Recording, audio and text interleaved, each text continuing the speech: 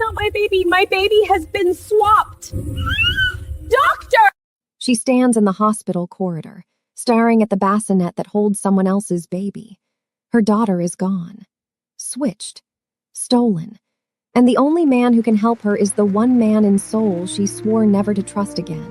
Kang Min-ho, the most dangerous crime lord in Asia, who doesn't yet know that the woman he's been obsessively pursuing for 6 months just became the mother of a child that isn't hers. She reaches for her phone, her hand trembling, and types 4 words that will change everything. I need you now. Welcome to K Fairy Tales Stories, besties. Please like, share, and subscribe. Ebel Kingsley doesn't cry easily, but the white hospital bracelet around her wrist feels like a shackle, and the empty space where her daughter should be feels like a wound that won't stop bleeding. She gave birth 18 hours ago. A healthy baby girl, 7 pounds 4 ounces, perfect in every way. The nurses took her for routine checks. When they brought a baby back, Ebel knew instantly. Mothers know. The shape of the face, the pattern of the cry, the way the tiny fingers curled. This wasn't her child. There's been a mistake, she said, her voice steady despite the panic clawing up her throat. The nurse smiled, patronizing, exhausted. All Bobbies look similar at first, Ms. Kingsley. You're just tired. This isn't my daughter. The bracelet matches, see, Kingsley, baby girl. But Ebel wasn't tired. She was terrified, because she'd seen him. Dr. Han Yi-won, the obstetrician who delivered her baby, the man with cold eyes and colder hands, the man who hesitated just a fraction too long when he placed her daughter in her arms for the first time. The man who insisted on taking the baby himself for the checks, who dismissed the regular nurses, who returned with a different child and a smile that didn't reach his eyes. She tried to argue. She demanded a supervisor. She called for security. But the hospital closed ranks. Dr. Han was respected, decorated beyond reproach. Ebel was a foreign woman, unmarried, alone in a country that didn't always trust outsiders. Her word against his. The system swallowed her protests whole. So she stopped protesting. She smiled. She accepted the wrong baby. She played along while her mind raced through every option, every angle, every possible way to find her real daughter before it was too late. And then she remembered Min-ho. They met 6 months ago at a charity gala. She was covering for the international news outlet, where she worked as an investigative journalist. He was there because men like him are always at events like that, hiding empires built on blood behind tailored suits and generous donations. She was there because her editor thought a puff piece about Seoul's elite would balance out her harder stories about corruption and crime. She noticed him immediately. Impossible not to. Kang Min-ho commanded rooms without trying, his presence a gravitational force that bent everyone else's orbit. Dark eyes that missed nothing. A face that belonged on billboards or movie screens. A stillness that suggested violence held in check by sheer will. He noticed her too. She felt it before she saw it, that predatory focus shifting in her direction, locking on. When their eyes met across the ballroom, something happened. Something she couldn't name then and still doesn't have words for now. A recognition. A collision, like 2 live wires touching. He crossed the room to her, ignoring everyone else, and when he spoke, his voice was low and precise, accent careful but present. You're new. I've been in Seoul for 2 years.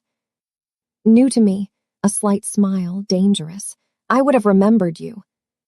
She should have walked away. She knew who he was. Everyone did. Kang Min-ho, heir to one of South Korea's most powerful crime syndicates, a man who owned politicians and judges who made people disappear, whose legitimate business empire was just a beautiful mask over something much darker. Her colleagues had files on him. Her sources whispered about him. Her instincts screamed warnings. But she didn't walk away. She stayed. They talked. He was intelligent, sharply funny, unexpectedly interested in her work. When he asked for her number, she gave it to him. When he called the next day, she answered. When he invited her to dinner, she went. For 3 months, they danced around each other. He pursued with single-minded intensity. flowers delivered to her office, cars waiting outside her apartment, texts that arrived exactly when she needed them, as if he could sense her moods from across the city. He never pushed too hard, never demanded, but his focus never wavered. She was the only thing he seemed to want. She tried to maintain distance, tried to remember who he was, what he did, tried to ignore the way her pulse jumped when his name appeared on her phone, the way her body leaned toward him in every room they shared, the way she caught herself thinking about him at odd moments during the day. Then she made a mistake. She started investigating his organization for a story, not about him directly, but about the network of corruption his family had built over decades. She thought she was careful. She wasn't careful enough. He found out. Of course he found out. Men like Minho don't survive by missing things. He came to her apartment at midnight, bypassing her building's security like it didn't exist. She opened her door to find him standing there, fury and something else, something raw and unguarded, blazing in his eyes. "You're writing about me." "I'm writing about corruption." "Don't." The word was quiet, absolute. "Don't make me choose between protecting my family and protecting you." "Is that a threat?" "It's the truth." He stepped closer. She should have stepped back. She didn't. "I have never let anyone get close enough to hurt me, Ebel, but you're already close. You're already under my skin. If you publish that story, people will come for you. People I can't always control. And I will burn down this entire city to keep you safe, but I would prefer not to." "Then you shouldn't have built an empire on blood." "No," he agreed, his voice dropping to something that made her breath catch. "I shouldn't have, but I did, and now you're here.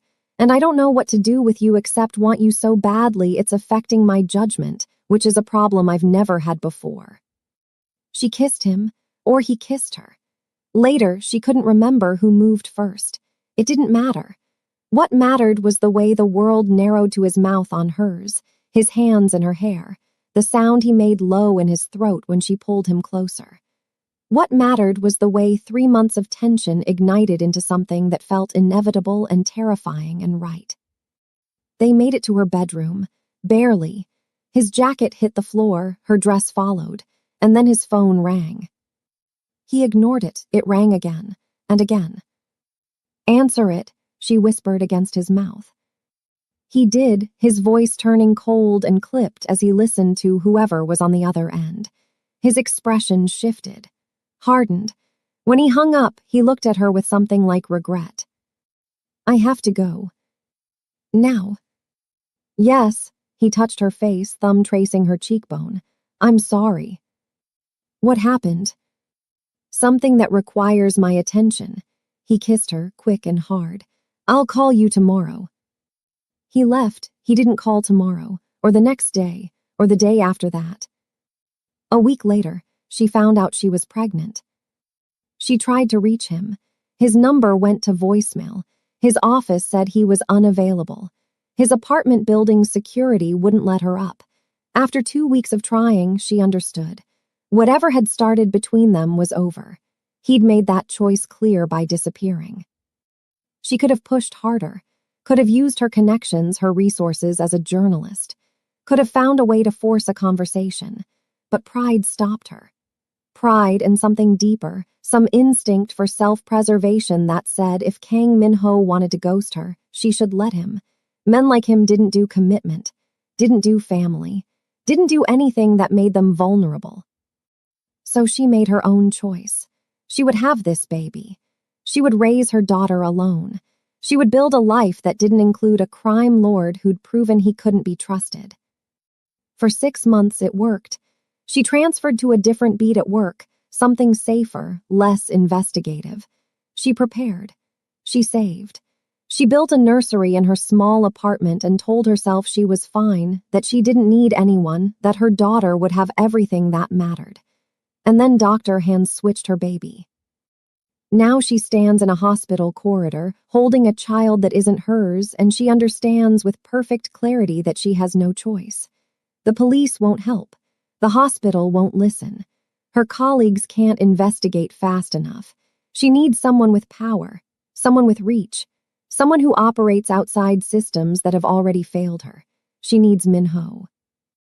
The text she sent was hours ago. No response. Maybe he's blocked her number. Maybe he's with someone else. Maybe he's forgotten her entirely. Her phone buzzes. A single word. Where? She types the hospital name, her room number. 20 minutes later, he walks through her door, and she remembers viscerally why she fell for him in the first place. He's wearing black, his expression unreadable, but his eyes scan her immediately, cataloging, checking for damage.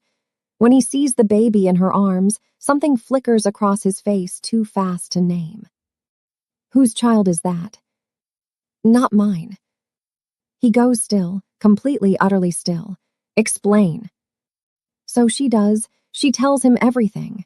The birth, the switch, Dr. Hand's cold smile, the hospital's refusal to investigate, the bracelet that matches but the baby that doesn't. Her voice stays steady until the end when she says, I need to find my daughter, and it breaks. Minho moves, 3 steps, and he's in front of her, his hand cupping her face, thumb catching the tear that finally falls. I'll find her. You don't even know if she's yours. His eyes meet hers, and there's something in them that makes her chest tight. Does it matter? It should. It doesn't. He leans down, his forehead almost touching hers. You called me. After 6 months of silence, you called me. That means you're mine to protect, and anything that's yours is mine to find. That's how this works. You disappeared. I had to. His voice roughens. That phone call that night. My father was dying. I spent 6 months cleaning up a succession war that would have killed dozens of people, including you if they'd known about you. I couldn't contact you. I couldn't risk anyone knowing you mattered. And by the time it was over, I thought maybe you'd moved on. Maybe you were safer without me. I was pregnant. No. At her sharp look, he almost smiles. I had people watching you, making sure you were safe. I knew about the pregnancy. I knew you were having a girl. I knew when you went into labor. His hand drops from her face. I was in the parking lot when you delivered. I was going to come up after to talk to you, to figure out what the hell we were going to do. But then complications happened, and by the time I could get inside, you were already in recovery, and I thought maybe I should give you space. Let you decide if you wanted me in your life. You were here. I'm always here, Ebel. I've been here for 6 months, watching, waiting, trying to give you the choice I never gave you before. He looks at the baby in her arms, his jaw tightening. But someone took that choice away. Someone took your daughter, and whoever did that just made the last mistake of their life. The baby fusses. Ebel rocks her automatically, even though every movement feels wrong, feels like a betrayal of her real daughter somewhere out there, alone, scared, crying for a mother who can't reach her. What do we do? Minho pulls out his phone, makes a call. His voice shifts into rapid Korean, clipped and commanding. When he hangs up, he looks at her. My people are pulling the hospital's security footage now. Every camera, every angle, every minute from the time you went into labor until now. We'll find where your daughter went. Dr. Han will have covered his tracks. Probably, but I'm very good at finding things people try to hide. He reaches out, hesitates, then touches the baby's tiny hand with one finger. What are you going to do with her? I don't know. I can't just abandon her. She's someone's child. Someone who might be looking for her, as desperately as you're looking for yours. The thought hadn't occurred to her. She's been so focused on her own loss that she didn't consider another mother somewhere, experiencing the same terror, the same helplessness. We find them both, she says. We find my daughter and this baby's real mother. We fix this. Minho studies her for a long moment, and something in his expression softens. You're extraordinary, you know that. I'm desperate. That too. He steps back, professional again. Pack a bag, you're coming with me. I can't leave the hospital with someone else's baby. Yes, you can. The hospital thinks that's your child. They'll discharge you in a few hours. We'll take her, keep her safe, and use her to find answers. Minho, I can't just. Someone switched 2 Bobbies in a major hospital. This wasn't random. This was planned, which means there's a reason. Money, probably. Revenge, maybe. Either way, whoever did this has your daughter, and that baby in your arms is the only leverage we have to get her back. She wants to argue, wants to insist on doing this the right way, the legal way. But the right way already failed. The legal way told her she was wrong, tired, confused. Okay. His eyebrows lift slightly. Okay. Find my daughter, Minho. Whatever it takes. Something blazes in his eyes, fierce and possessive. I will. I promise you I will.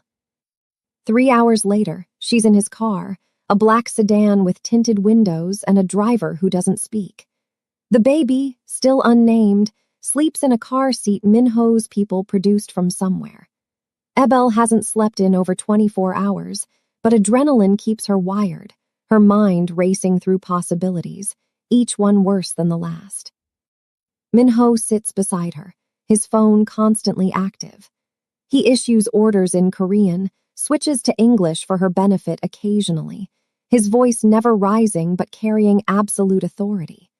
She's seeing him in his element now, not the charming man who took her to dinners or the passionate one who kissed her in her apartment, but the crime lord who built an empire on fear and loyalty. It should terrify her. Instead, it's almost comforting. This is someone who gets things done. They pull up to a building she doesn't recognize, sleek and modern in a part of Seoul that screams wealth. Minho's driver opens her door. Minho takes the car seat, handling it with unexpected care, and leads her inside. The penthouse is his. She realizes that immediately. Everything about it screams his taste. Minimalist, expensive, controlled. Floor-to-ceiling windows overlook the city.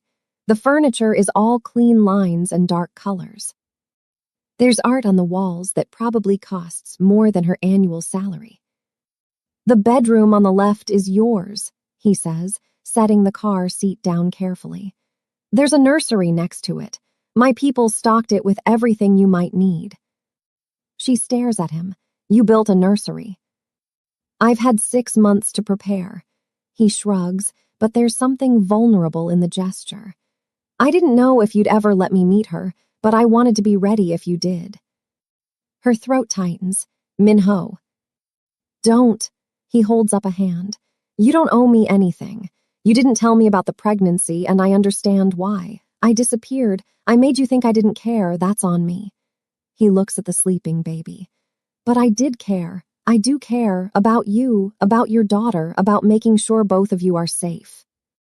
Even if she's not yours. Even then, he meets her eyes, but I think we both know she is.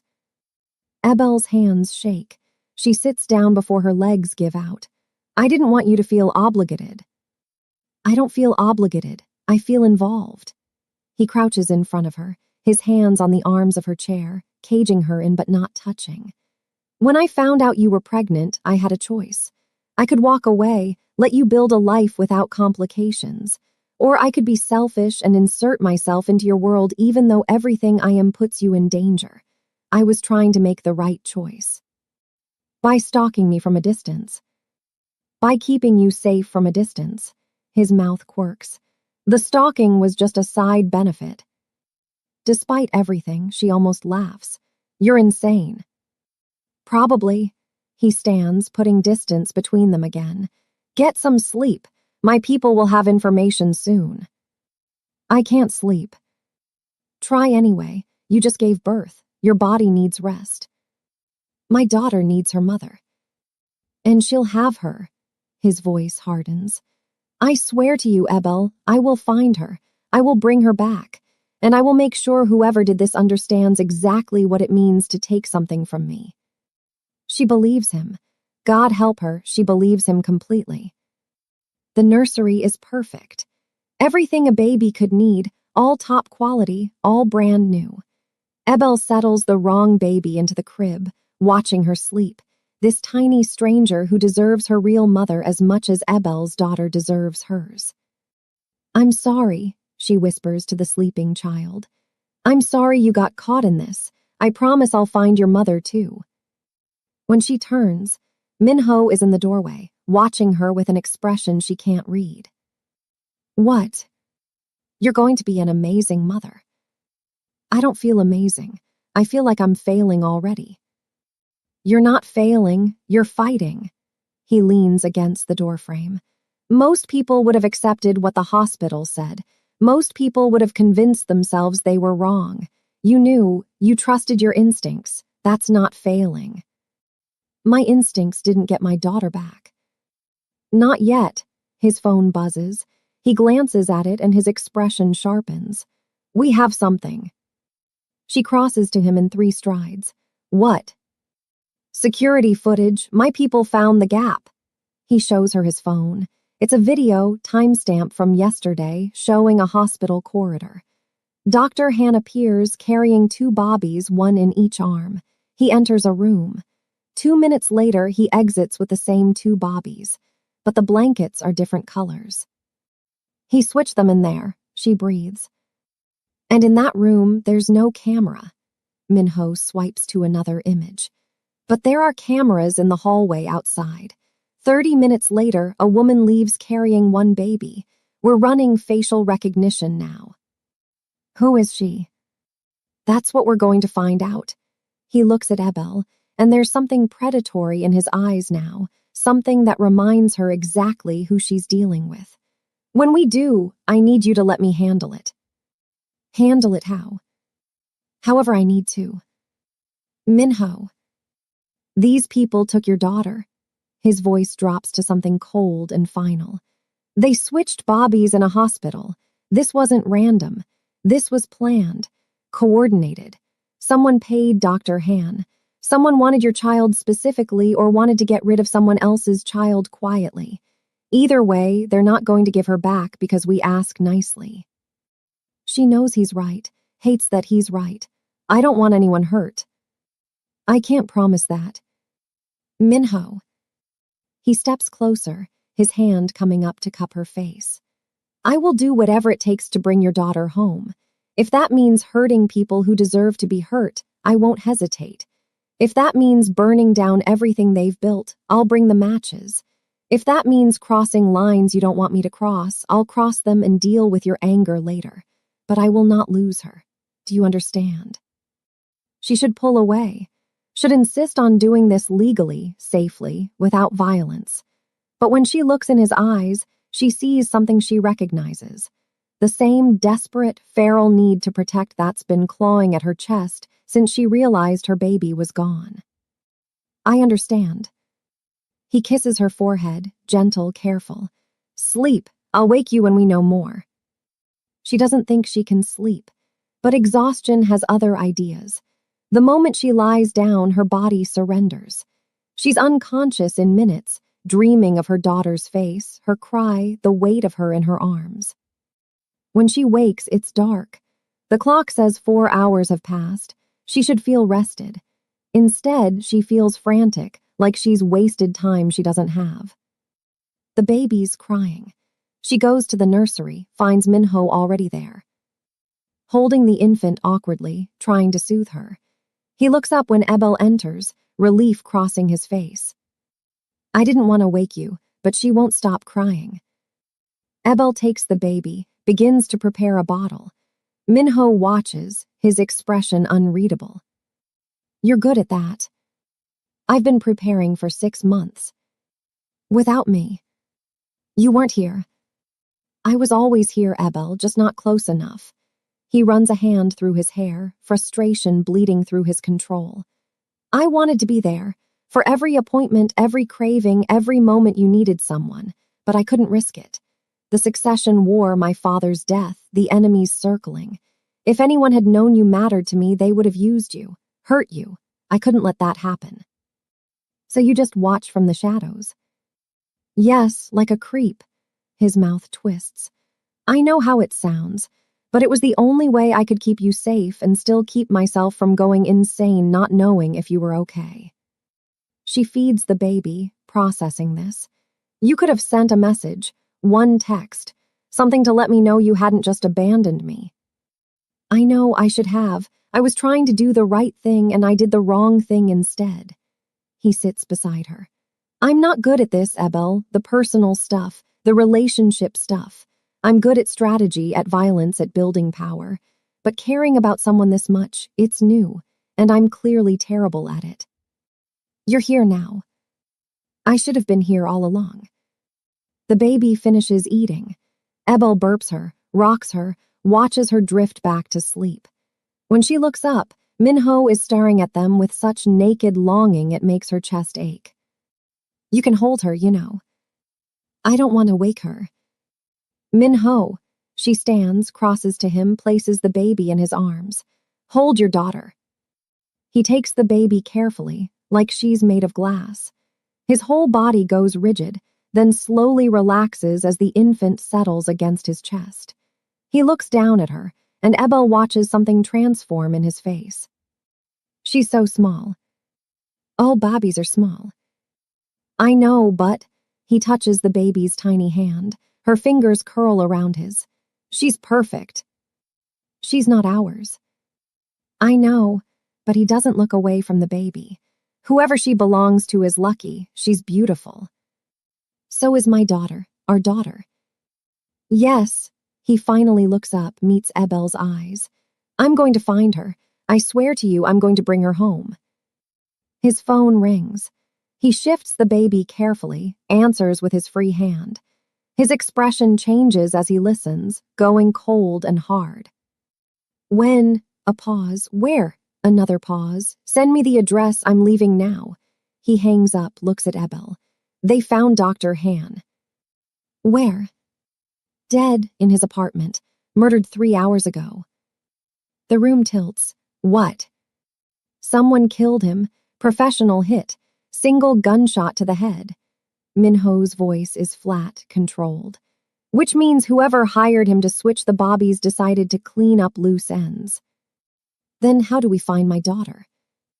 The woman from the footage. We have her identity now. He hands the baby back to Ebel, his face grim. Park Jae-won. She's a nurse at a private fertility clinic, and she has a very interesting connection to you.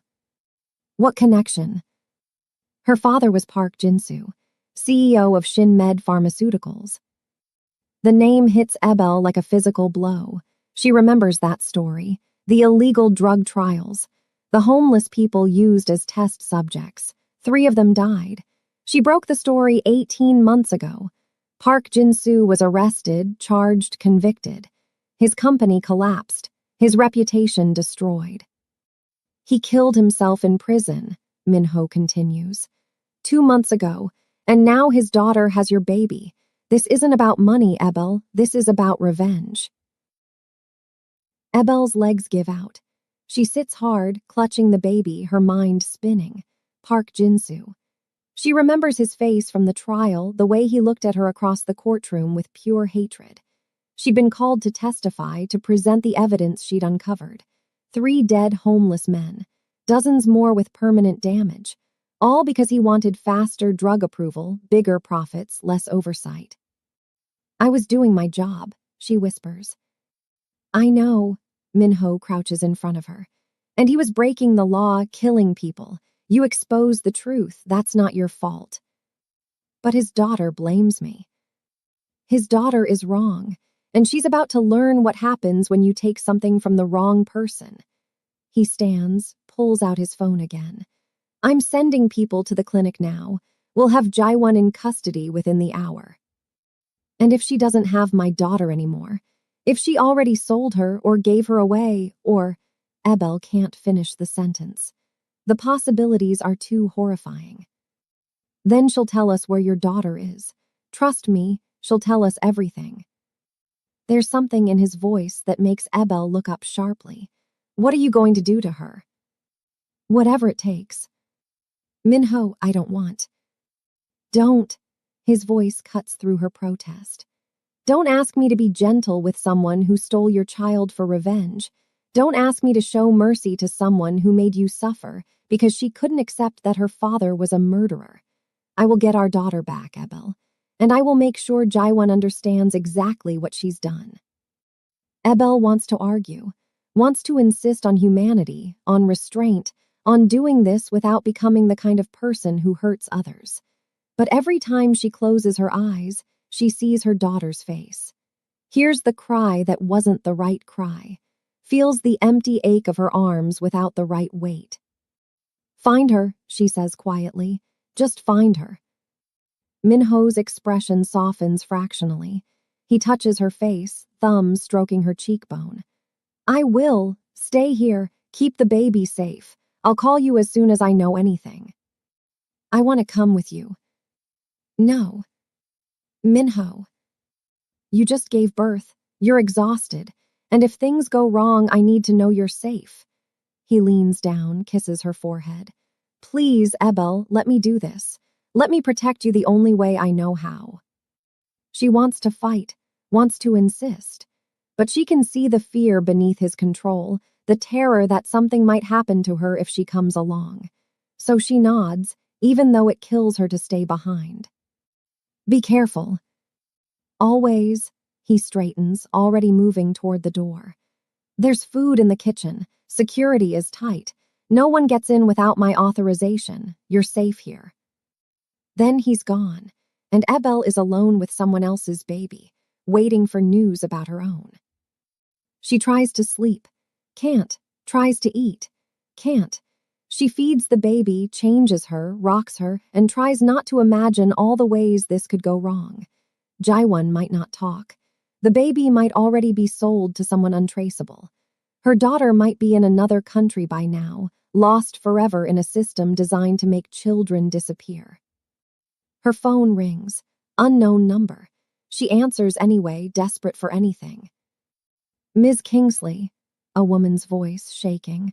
"This is Nurse Park from the hospital. I need to speak with you about your baby." Ebel's heart stops. "What about her?" "I was on duty last night. I saw something wrong." The nurse's voice drops to a whisper. "Dr. Han took 2 bobbies into the supply room. When he came out, the blankets were switched. I didn't understand at first, but then I heard he was found dead today, and I think I might know why." "Tell me." "Not over the phone. Can you meet me? There's a cafe near the hospital. Sara's. I'll be there in 30 minutes. "I can't leave right now. Can you come here?" "Where is here?" Ebel hesitates. Minho's penthouse is supposed to be secret, safe, but this nurse might have information about her daughter. "I'll text you the address." "Okay, I'll come now, but Ms. Kingsley, be careful. If Dr. Han was killed for what he knew and I saw what he did." The nurse's voice breaks. "I might be in danger too." The call ends. Ebel stares at her phone, mind racing. This could be legitimate. The nurse could have real information. Or this could be a trap. Jaiwan might know Ebel is with Minho, might be trying to draw her out, isolate her, hurt her. She should call Minho. Should wait for him to come back, let his people handle this. But 30 minutes. That's all the nurse asked for. 30 minutes that could mean the difference between finding her daughter and losing her forever. Ebel texts the nurse the address. Then she calls Minho. It goes to voicemail. She tries again. Same result. He's probably in the middle of the raid on the clinic, his phone off or silenced, all his focus on finding Jaiwan. She leaves a message. A nurse from the hospital called, says she has information about the switch. She's coming here. I know you said to stay put, but if she knows something. Ebel's voice wavers. I had to talk to her, call me back. 20 minutes later, the building's security calls up. Ms. Kingsley, there's a woman here to see you, says you're expecting her. Send her up. Ebel puts the baby in the nursery, makes sure she's sleeping safely, then goes to the door. She checks the security camera feed on the tablet by the entrance. A woman in scrubs stands in the hallway, looking nervous. Young, maybe late 20s, with tired eyes and anxious hands. Ebel opens the door. Nurse Park. Yes, thank you for seeing me. The nurse steps inside, glancing around nervously. This is quite a place. It's not mine. I'm just staying here temporarily. Ebel gestures to the living room. You said you saw something last night. The nurse sits on the edge of the couch, hands twisting together. I was doing rounds on the maternity ward. Dr. Han was acting strange. He insisted on taking 2 bobbies for checks himself, which isn't normal. Usually we handle that, but he's senior staff, so I didn't question it. She looks up, tears in her eyes. I should have questioned it. What did you see? He took them into the supply room. I was passing by and I heard crying, 2 different cries. When he came out, the blankets were different colors than when he went in. I noticed, but I didn't understand what it meant until later. Did you see where he took the bobbies? One went back to you, the other. The nurse hesitates. A woman was waiting, not hospital staff. Dr. Han handed the baby to her and she left through the service entrance. I didn't see her face clearly, but I remember thinking it was odd. What did she look like? Thin, dark hair, wearing a long coat. She moved quickly, like she didn't want to be seen. Jaiwon, it has to be. Did you tell anyone this? I tried. But when I went to report it this morning, I heard Dr. Han was dead. And then I got a phone call, unknown number, a man's voice. He said if I talked to anyone about what I saw, I'd end up like Dr. Han. The nurse's voice shakes. I'm terrified, Miss Kingsley, but I have a conscience. Those bobbies deserve to be with their real mothers. So I'm here, even though I'm probably signing my own death warrant. Abel's instincts scream warning. This is too convenient, too perfect. A nurse who saw everything, who knows exactly what Abel needs to hear, who shows up right when Minho is gone. How did you get my phone number? The nurse blinks. It was in your hospital file. My file is private. I'm a nurse. I have access. But you'd have to specifically look for it. Why would you look for it if you only just decided to contact me this morning? The nurse's expression shifts. Something cold slides behind her eyes. You're smarter than I thought. Ebel moves, but not fast enough. The nurse pulls a syringe from her pocket, lunges. Ebel dodges, the needle missing her arm by inches. She grabs a lamp, swings it. The nurse blocks, kicks out. Her foot connects with Ebel's stomach, right where she's still healing from childbirth. Pain explodes. Ebel goes down. The nurse stands over her, syringe ready. Jaiwon sends her regards. She wanted you to know that your daughter is already gone, sold to a couple in China. You'll never find her. But don't worry, you won't be alive long enough to suffer. Ebel's hand closes around the lamp base. She swings up with everything she has. The lamp connects with the nurse's knee. Bone cracks.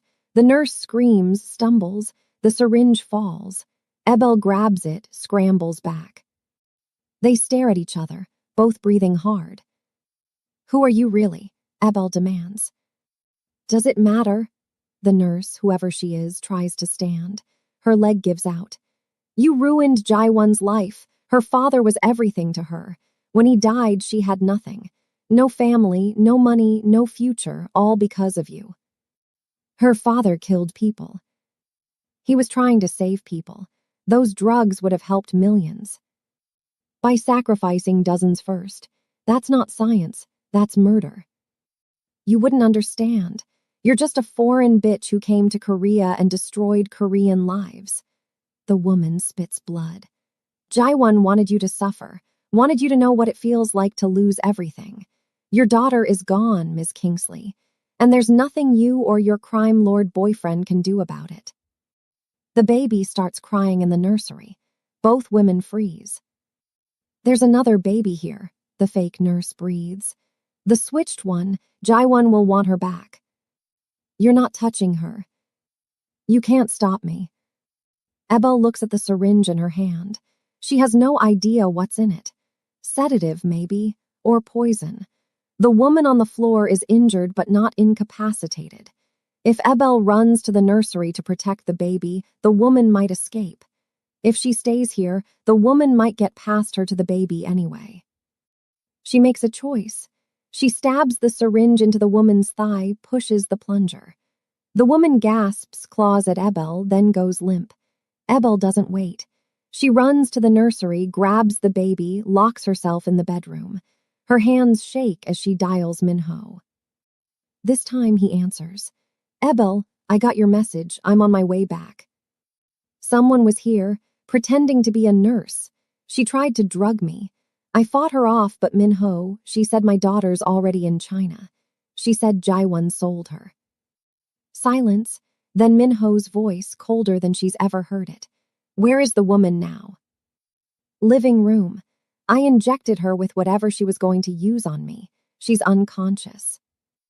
Good, don't touch her. Don't go near her.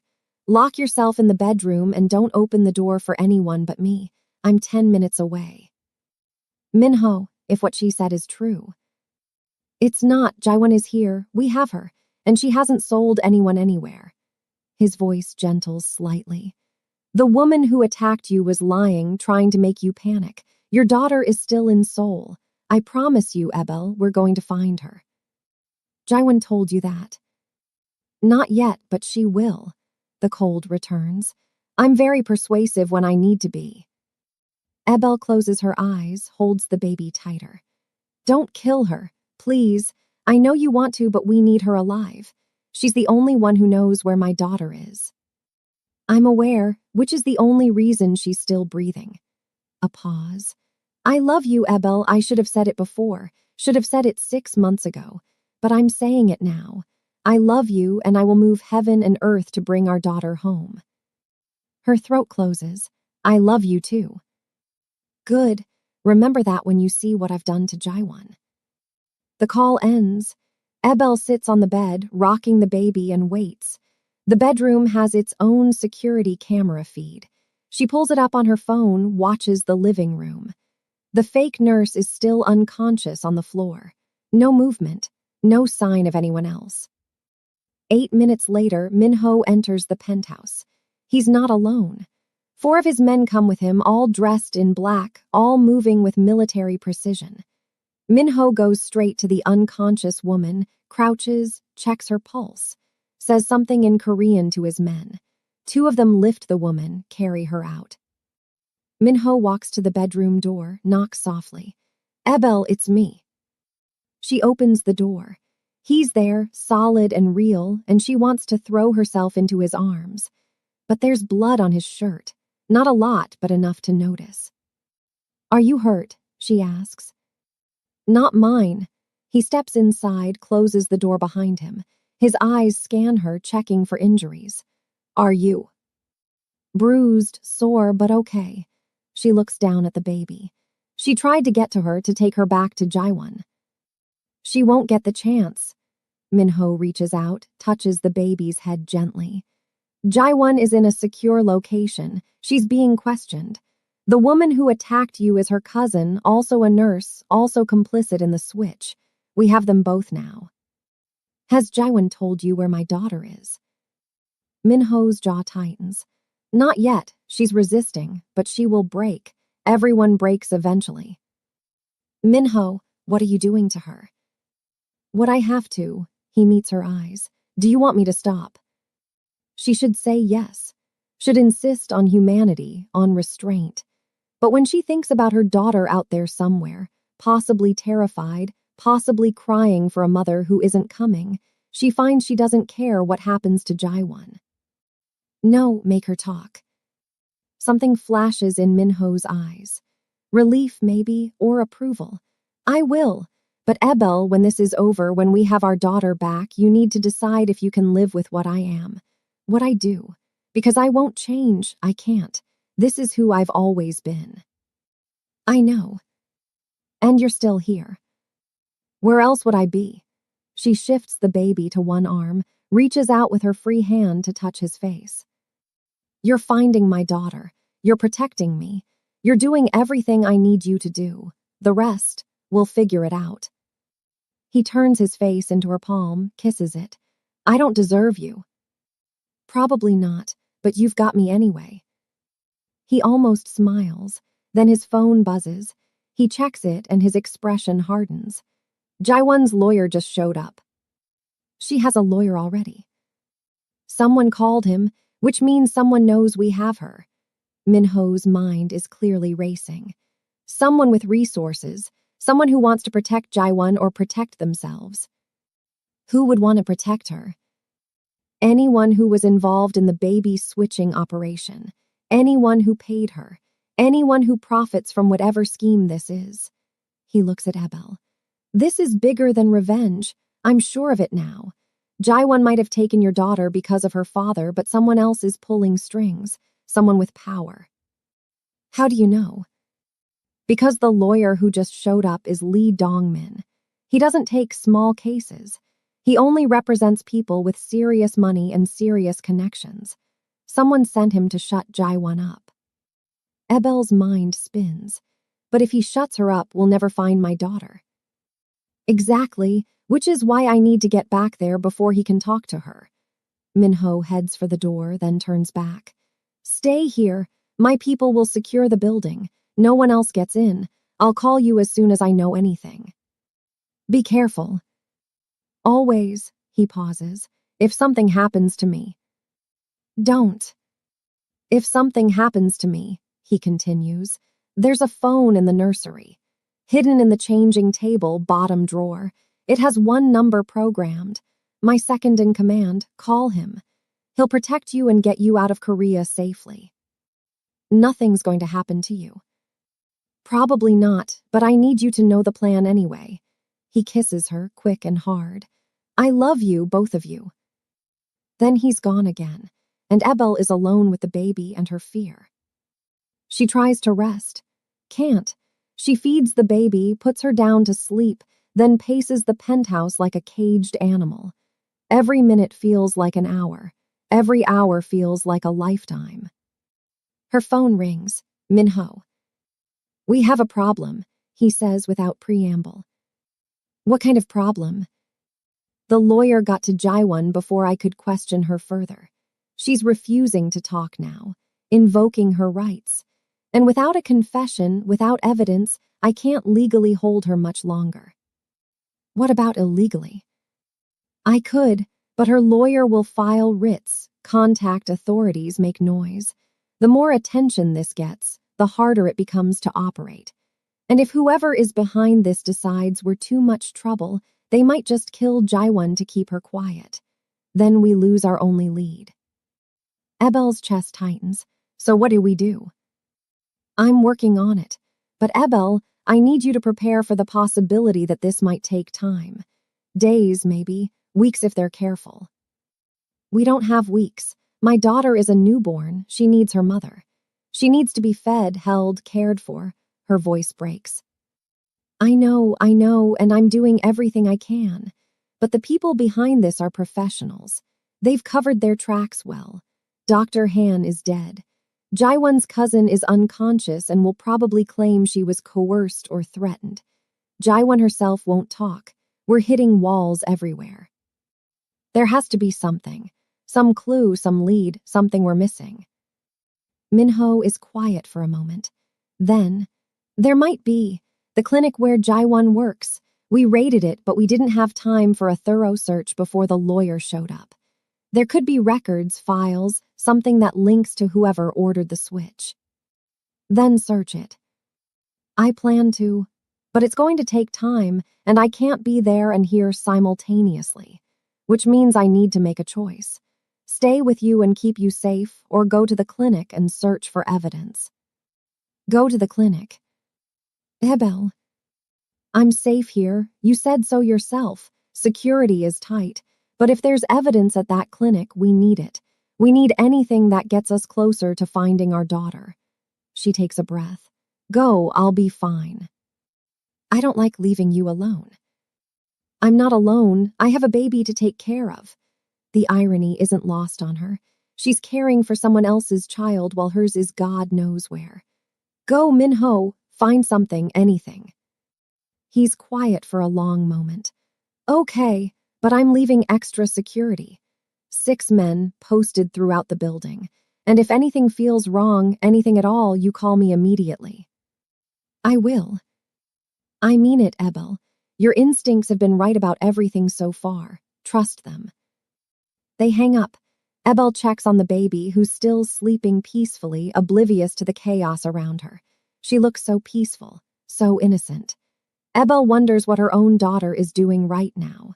Is she sleeping, crying? Is someone holding her, soothing her? Or is she alone in some cold room, unwanted and afraid? The thought makes Ebel's stomach turn. She goes to the window, looks out over Seoul's glittering skyline. Somewhere in this massive city, her daughter exists. Somewhere close enough to reach if she only knew where to look. Her phone buzzes. A text from an unknown number. Stop looking for your daughter. She's better off where she is. If you continue, people will get hurt. People you care about. Ebel's hands shake. She calls Minho immediately. I just got a threat. Text message. Unknown number. What did it say?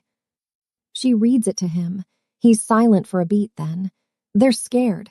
We're getting close and they're trying to scare you off. It's working. Don't let it. They're bluffing. If they wanted to hurt you, they would have done it already. This is psychological warfare. They want you to give up, to stop pushing.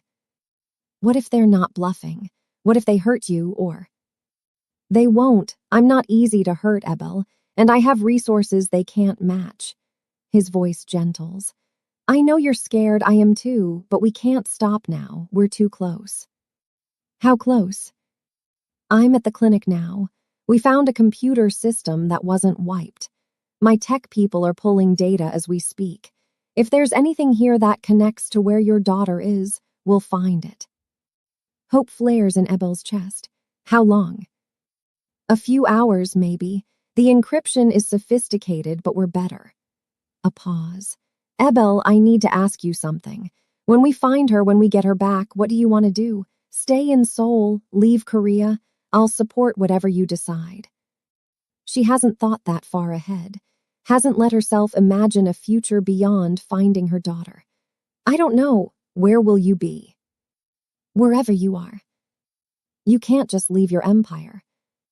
I can do whatever I want. That's the benefit of being in charge. His voice is quiet, serious. My father spent his whole life building this organization. He sacrificed everything for it. His health, his relationships, his humanity. And in the end, it didn't save him, didn't make him happy, didn't give him anything real. Minho takes a breath. I don't want to make his mistakes. I don't want to wake up 20 years from now and realize I chose power over the people I love. So if you want to leave Korea, we'll leave. I'll find someone to run things here and we'll go wherever you feel safe. Tears burn Ebel's eyes. You'd really do that? For you, for our daughter. Yes, without hesitation. I don't know what I want yet. I just want her back. Then that's what we'll focus on. Everything else can wait. His voice changes, becomes businesslike again. I have to go. My tech people found something. I'll call you back. The call ends. Ebel sits in the quiet penthouse, holding someone else's baby, waiting for news about her own. She thinks about Minho's offer, about leaving Korea, starting over somewhere new, building a life that doesn't include crime and violence and constant danger. It sounds impossible. It sounds perfect. Her phone rings again. Different number. She almost doesn't answer, afraid of another threat. But what if it's information? What if it's someone who knows something? She answers. Hello. Ms. Kingsley, a man's voice, accented, unfamiliar. My name is David Chen. I'm calling from Beijing. I believe I have your daughter. Ebel's world stops. What? A baby girl was delivered to me 2 days ago. I was told she was available for private adoption, but something felt wrong. The paperwork was rushed, the story didn't add up, and when I looked at her, I saw... He pauses. She has a birthmark, small on her left shoulder, shaped like a half-moon. Ebel's breath catches. Her daughter has that birthmark.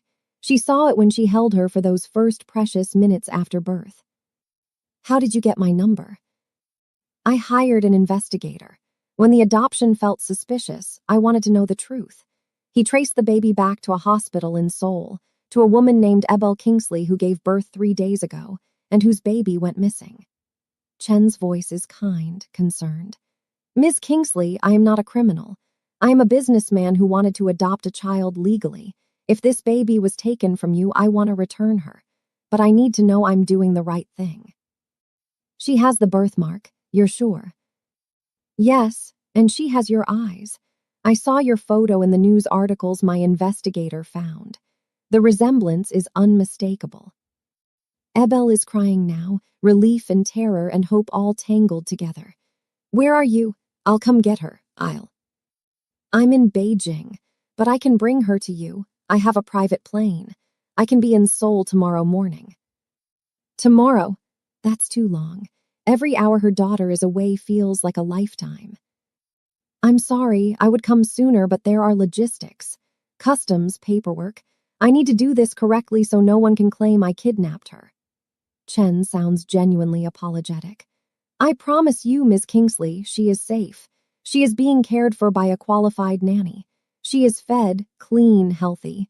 I will guard her with my life until I can place her back in your arms. How do I know this is real? How do I know you're not part of whatever scheme took her in the first place? You don't, you have to trust me. But I swear to you, on my honor, on everything I hold sacred, I am telling you the truth. Your daughter is with me, and tomorrow she will be with you. Ebel wants to believe him, desperately, but she's been burned before. I need proof. Send me a photo with today's newspaper, something that proves she's alive and you have her. Of course, give me 10 minutes. The call ends. Ebel immediately calls Minho. A man just called from Beijing, says he has our daughter, says he'll bring her back tomorrow. Name: David Chen. She hears typing in the background. Minho's people probably searching databases. David Chen, 43, CEO of Chen Industries, legitimate businessman, no criminal record, no known connections to illegal adoption rings. More typing. But that doesn't mean he's telling the truth. It could be a trap. He's sending proof, a photo with today's newspaper. If he does, if it looks legitimate, I'll have my people in Beijing verify his location and his story. But Ebel, don't get your hopes up yet. This could still be a trick to lure you out or to buy time. I know, but Minho, what if it's real? What if he really has her? Then we'll get her back tomorrow. His voice is fierce. One way or another, we'll get her back. 10 minutes later, Ebel's phone chimes. An image. A baby, tiny and perfect, sleeping in someone's arms. The person holding her has positioned today's Beijing newspaper in the frame. And on the baby's left shoulder, visible because she's dressed in just a diaper, is a birthmark shaped like a half-moon. It's her. It's really her. Ebel sobs, the sound ripping out of her before she can stop it. Minho is still on the line. Ebel, what is it? It's her. He has her. It's really her. Silence. Then Minho's voice, rough with emotion. Send me the photo. I'll verify everything. If this is real, if Chen is legitimate, we'll meet him tomorrow and bring our daughter home. And if he's not legitimate, then I'll go to Beijing tonight and take her back by force. No hesitation, no doubt, just absolute certainty. Ebel sends the photo. Then she looks at the baby sleeping in the nursery, this child who isn't hers but who she's been caring for, and she realizes something. Minho, if Chen has my daughter, then this baby in the nursery is someone else's. Someone who might be as desperate as I am. I know, we'll find her mother too. How? The clinic files, we're close to cracking them. When we do, we'll know who else was involved, who else had a baby switched. We'll fix all of it, Ebel, I promise. She wants to believe The hours him. until morning And for the fall first by time like since this years. nightmare started, Ebel doesn't sleep. she thinks maybe she can't sleep. She sits in the nursery, rocking the baby who isn't hers, staring at the photo on her phone. Her daughter. Alive, safe, in Beijing with a man who claims he wants to help. Minho calls every hour with updates. His people in Beijing confirmed David Chen's location, confirmed his identity, confirmed he's at his residence with a female infant matching the description. Everything checks out. But Minho's voice carries an edge of suspicion that won't quite fade. Something feels off, he says during the 3 a.m. call. What do you mean? I don't know yet. Chen's story is too clean, too convenient. He just happened to get suspicious about a black market adoption. He just happened to hire an investigator. He just happened to find you. Minho's frustration bleeds through. People don't do the right thing this easily, Ebel. Not in my world. Maybe he's genuinely a good person. Maybe he's playing a different game. A pause. I'm coming with you tomorrow. You're not meeting him alone. I wasn't planning to. Good. We'll take my plane. We'll bring security. And if anything feels wrong, even slightly wrong, we abort and I handle it my way. Your way being violent and effective. No apology in his voice. I'm not letting anyone use our daughter as bait or leverage. If this is a trap, whoever said it will regret being born. Ebel should probably object to the casual mention of violence, should insist on doing this peacefully. But she's beyond caring about methods. She just wants her daughter back. What about the clinic files? Did your people find anything? Yes and no. They found records of other switched Bobbies, at least 4 in the past 6 months, all foreign women, all single mothers, all giving birth at different hospitals across Seoul. Minho's voice hardens. This is an organization, Ebel, not just Jaiwon acting alone. Someone is running a systematic operation to steal specific Bobbies and replace them with others. Why? What's the purpose? We're still figuring that out. But the Bobbies being taken all have one thing in common. Their mothers are journalists, lawyers, activists. Women who have made enemies. Women whose children could be used for leverage or revenge. Ebel's stomach turns. So my daughter was targeted because of my work. Possibly, or because of me, or both. Minho sounds tired, strained. We've made a lot of enemies, Ebel.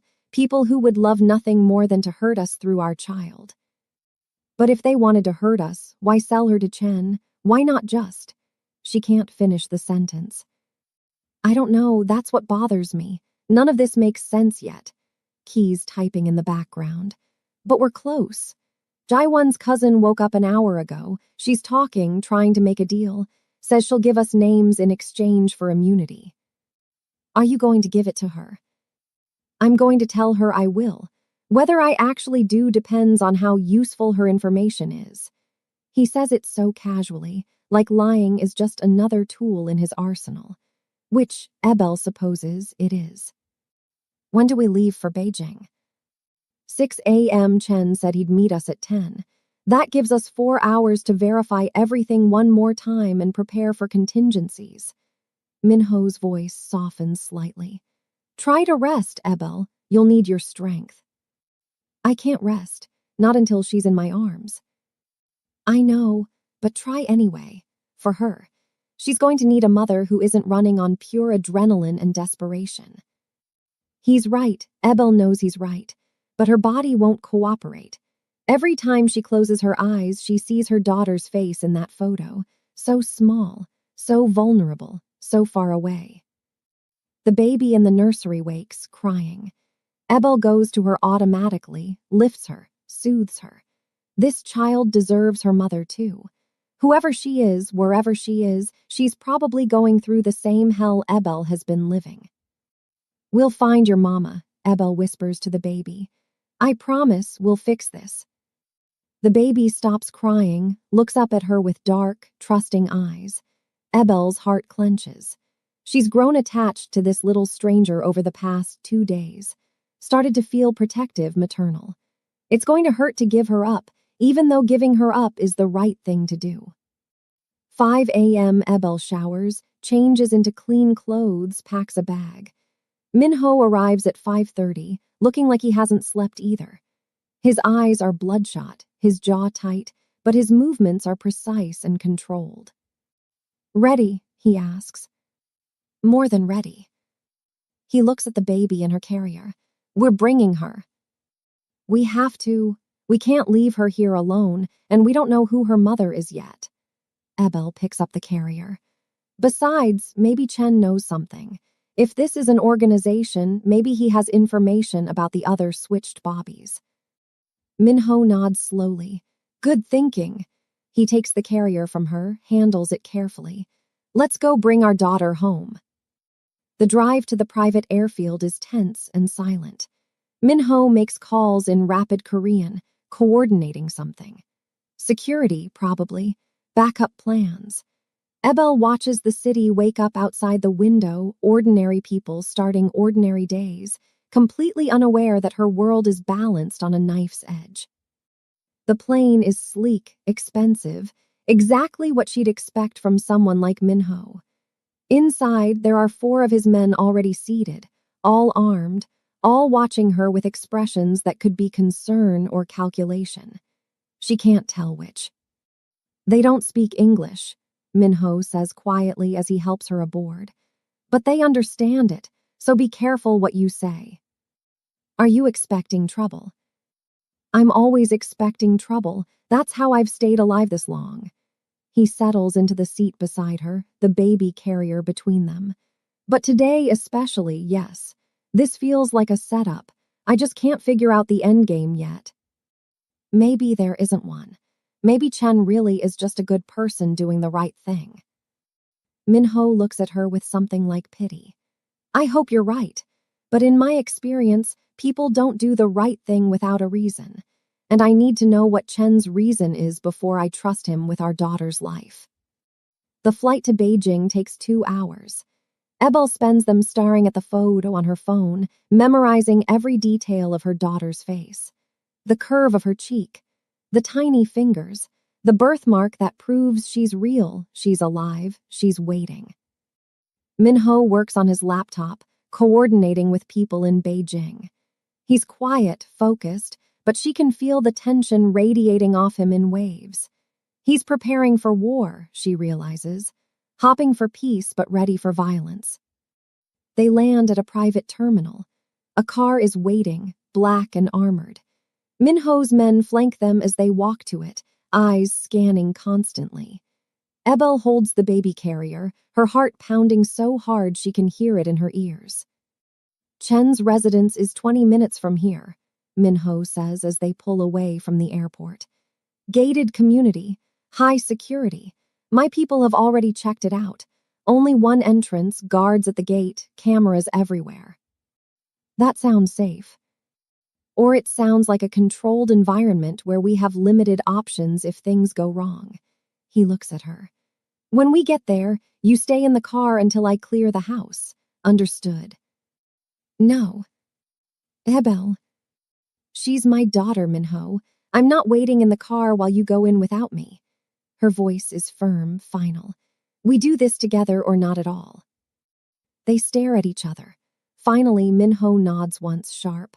Fine, but you stay behind me. You do what I say. And if I tell you to run, you run, no arguments. Deal. The drive through Beijing is surreal.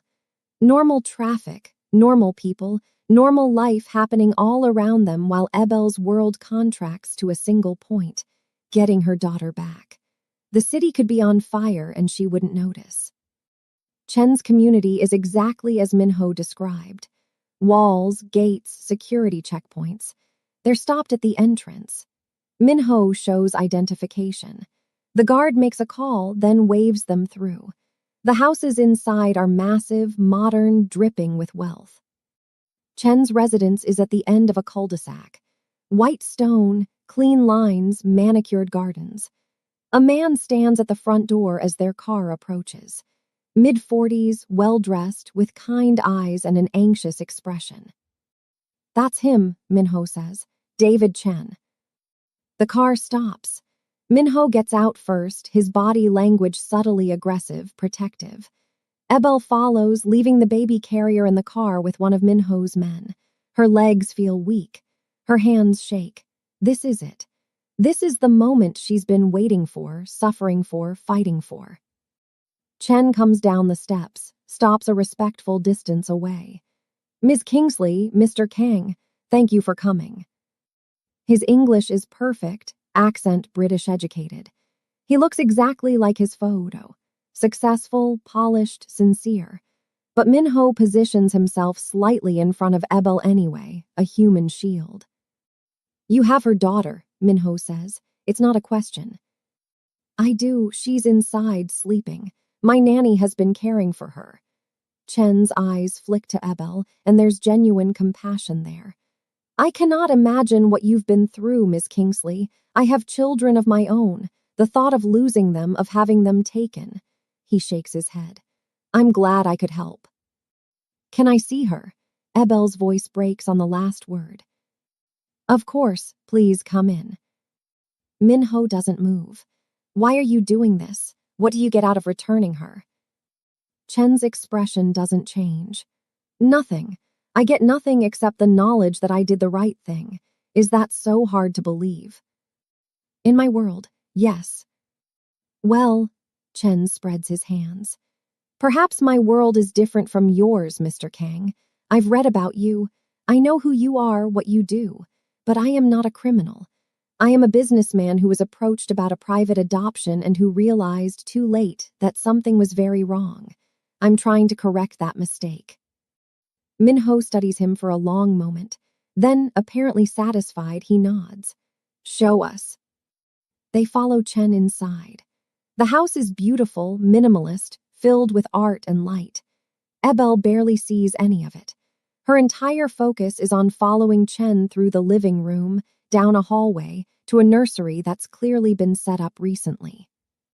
And there, in a crib, is her daughter. Ebel's knees buckle. Minho catches her, holds her steady, but she's already moving. She crosses to the crib, looks down at the sleeping baby, and something inside her that's been screaming since the hospital finally goes quiet. It's her. The right face, the right cry, the right everything, her daughter. She lifts the baby carefully, terrified she'll wake up and this will be another cruel dream. But the weight is real. The warmth is real.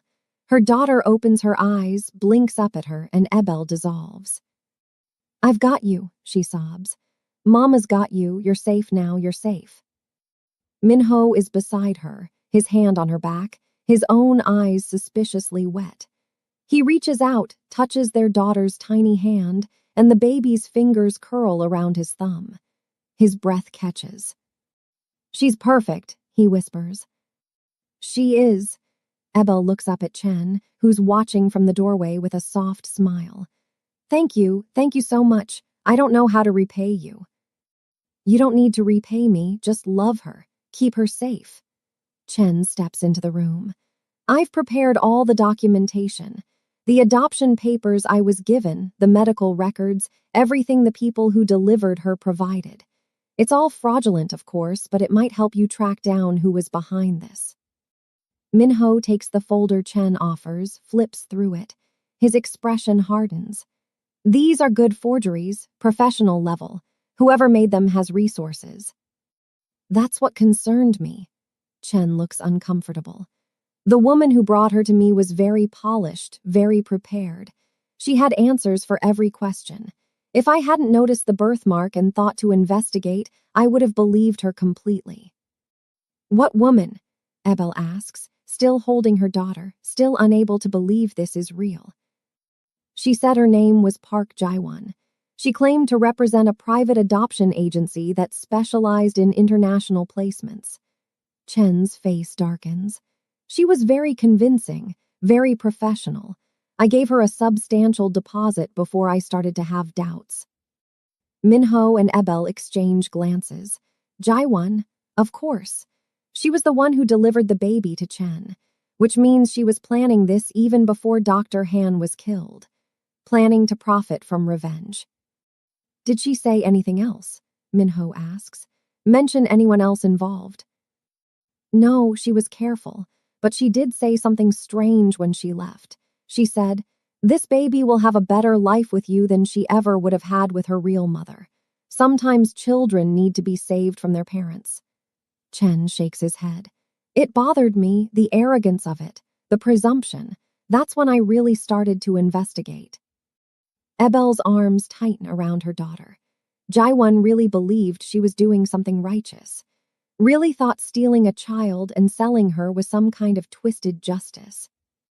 Thank you for not believing her, Ebel says quietly. Thank you for creating a child worth fighting for. Chen smiles. She's lucky to have you as her mother. They leave Chen's house 20 minutes later, her daughter safely in her arms, the fraudulent documentation in Minho's possession. The drive back to the airport is quieter, tension easing now that they have what they came for. But Minho is still on edge. Ebel can see it in the set of his shoulders, the way his eyes keep scanning their surroundings. What's wrong? She asks. It was too easy. Easy, Minho. Our daughter was stolen and sold to someone in another country. Nothing about this has been easy. But getting her back was. Chen just handed her over. No demands, no conditions, no complications. Minho shakes his head. That doesn't happen in my world. There's always a catch. Maybe the catch is that there isn't one. Maybe sometimes people are just good. He looks at her, and there's something sad in his expression. I hope you never lose that optimism, Ebel, but I've seen too much to share it. They board the plane. Ebel settles into her seat with her daughter, who's awake now, looking around with wide, curious eyes. Minho sits across from them, his laptop open, already working. What are you doing? Ebel asks. Verifying Chen's story. Having my people dig deeper into his background, his business, his connections. If he's hiding something, I'll find it. Can't you just accept that he did a good thing? Not until I know why he did it. Minho's eyes don't leave his screen.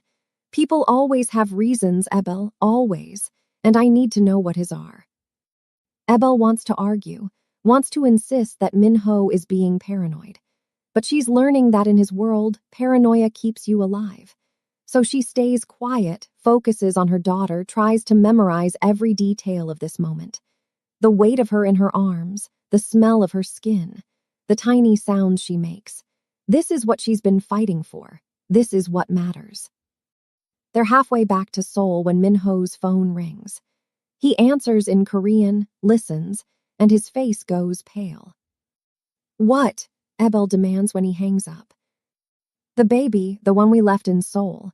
His voice is tight. She's gone. What do you mean gone? Someone broke into the penthouse, overpowered my men, took her. Minho is already making calls, issuing orders in rapid Korean. They left a message. Written in blood on the wall, it says, now you know how it feels. Ebel's stomach drops. Jaiwon.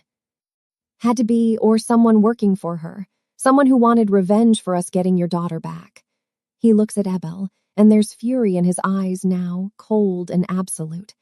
They took that baby to hurt us, to prove they can still reach us, to make a point. We have to get her back. I know I'm already on it, but Ebel, this changes things. Whoever we're dealing with, they're not afraid of me. They're not backing down, which means this isn't over, not by a long shot. Ebel looks down at her daughter, so small and fragile in her arms, and feels terror crawl up her spine. They have their child back, but someone else just lost theirs. And whoever took that baby is sending a message. No one is safe. What do we do? She asks. We land. We secure you and the baby somewhere even I don't know about, somewhere no one can find. And then I go to war. Minho's voice is ice. I'm done playing nice. I'm done trying to do this quietly. Whoever is behind this, whoever thought they could take from me and get away with it, they're about to learn why people fear my name. Minho. No, he cuts her off. You wanted me to find your daughter, I did. You wanted me to protect you, I will. But that means doing things my way now. That means violence. That means people getting hurt. And I need you to be okay with that because I can't stop halfway. Not anymore. Ebel wants to protest, wants to insist there's another way, a better way. But she thinks about that baby, stolen again, used as a pawn in a game she doesn't understand. She thinks about her own daughter who could be taken again if they're not careful. and she realizes Min-ho is right. Nice doesn't work with people like this. Restraint is seen as weakness.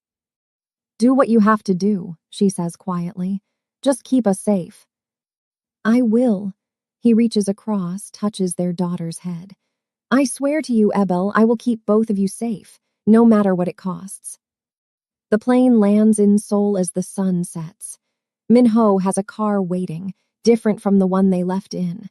A different safe house, too, he tells her. Somewhere even his own people don't know about. Somewhere he built for exactly this kind of emergency. They drive for 40 minutes, leaving the city behind, heading into the mountains. The safe house is small, modern, built into the hillside with reinforced walls and security systems that look military grade. You'll stay here, Min-ho says as he helps her inside. There's food, supplies, everything you need for a month if necessary. The security system is automated. No guards, no staff, no one who could be compromised or followed. What about you? I'll come when I can, but I need to handle this, Ebel. I need to find that baby and end whoever is behind this operation. He cups her face, forces her to meet his eyes. I need to know you're safe so I can do what needs to be done without holding back. I don't want you to get hurt. I won't. I'm very good at hurting other people and not getting hurt myself. A ghost of a smile. It's kind of my thing. Despite everything, she almost laughs. That's not reassuring. It's not meant to be reassuring. It's meant to be true. He kisses her, gentle despite the urgency. I love you, both of you, and I will end this, I promise. Then he's gone, and Ebel is alone with her daughter in a fortress on a mountain, waiting for news of a war she started by refusing to accept a lie. She feeds her daughter, changes her, holds her close. The baby is content, unaware of the dangers swirling around them, unaware that her very existence has triggered a conflict that might get people killed. Ebel's phone rings. Min-ho. Jaewon escaped. What's how? Her lawyer got her released on bail. I don't know who paid it, but it was substantial. By the time my people got to the courthouse, she was gone. Min-ho sounds furious, barely controlled. She's in the wind, and she has that baby with her, I'm sure of it. Why would she take her? She already made her point. Because she's not done punishing us, or because whoever is backing her wants leverage. Either way, we need to find her fast. A pause. Ebel, I need you to think. Is there anywhere Jaewon might go? Anywhere connected to her father, to you, to the story you wrote? Ebel's mind races back. The Shinmed Pharmaceuticals investigation. The trial. Park Jin-soo's face across the courtroom. His company had a research facility outside Seoul in Gangwon province. It was shut down after the conviction, but maybe. Send me the address. I don't remember the exact address, but it was near Chuncheon, by a lake. She closes her eyes, forcing herself to remember details from 18 months ago. There was a specific landmark in the photos I took, a red bridge, and the facility was built to look like a traditional hanok house, trying to blend in with the countryside. That's enough, I'll find it. Min-ho's voice is grim. If she's there, if she has that baby, I'm ending this tonight. Be careful.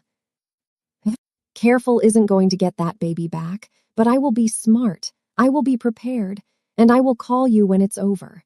He pauses. Ebel, if something happens to me. Don't say that. If something happens to me, there's a safety deposit box. Key is in the safe in the Seoul penthouse. Code is your birthday. Inside are documents that will give you access to accounts, properties, resources. Enough to disappear if you need to. Enough to keep you and our daughter safe for the rest of your lives. Tears burn her eyes. Nothing is going to happen to you. Probably not, but I need you to know anyway. I need you to be prepared. His voice softens. I never planned for this, you know, never planned to fall in love, never planned to have a family. I was supposed to die alone, feared and powerful and empty. But then you happened. And now I have something to live for, something worth protecting. worth dying for if it comes to that. Minho. I have to go, I love you. Tell our daughter I love her too. And Ebel, name her whatever you want. She should have a name when I come back. The call ends. Ebel sits in the silence of the safe house, holding her nameless daughter, and prays to every god she can think of that Minho comes back whole. Hours pass, night deepens. Ebel tries to sleep but can't. She walks the safe house, rocks her daughter, stares at her phone, willing it to ring. Finally, at 2 a.m, it does.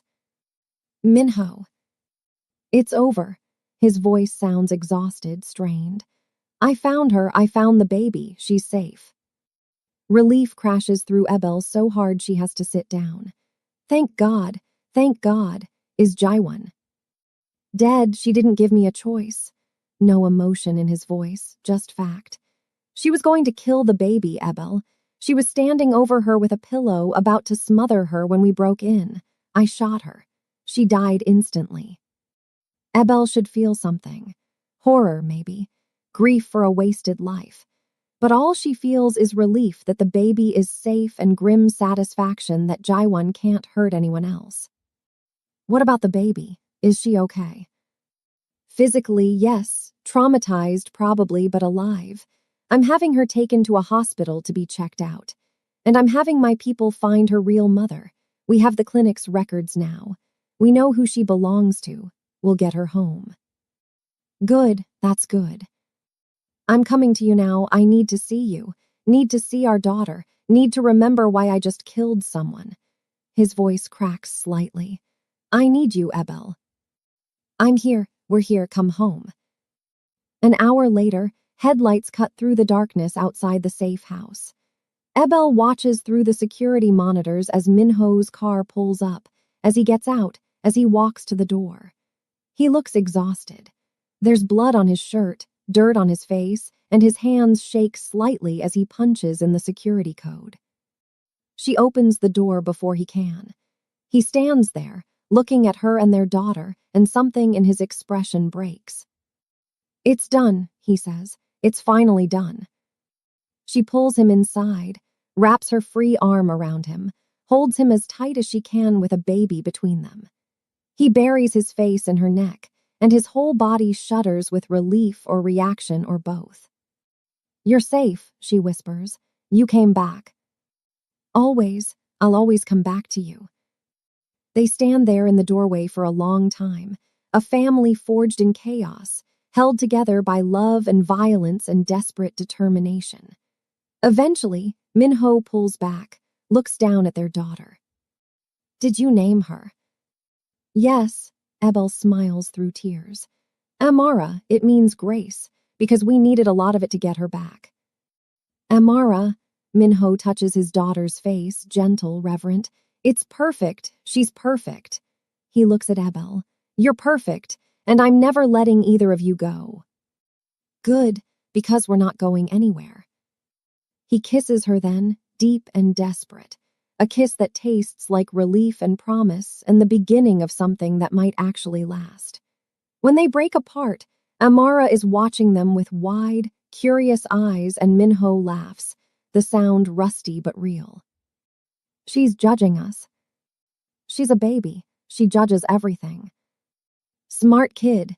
He takes Amara from Ebel, cradles her against his chest. You're going to be so smart, aren't you? So strong, so brave, like your mother. And ruthlessly protective, like her father. That too. Minho looks at Ebel, and there's a question in his eyes.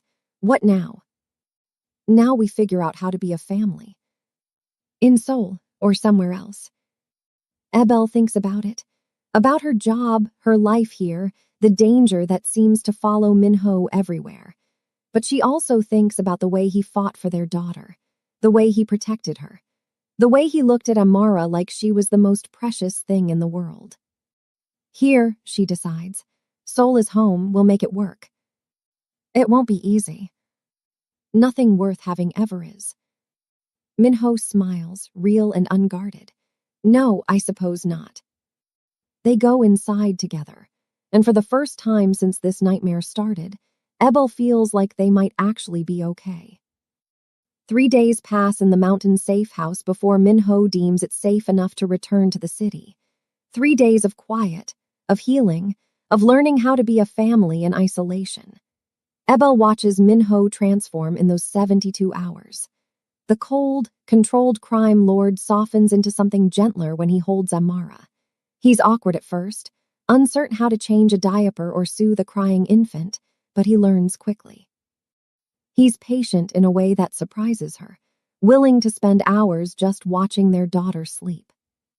"I never thought I'd have this," he says on the third night, sitting beside Ebel on the couch, Amara asleep on his chest. "A family, something real. What did you think you'd have? Power, fear, respect, the things my father taught me to value."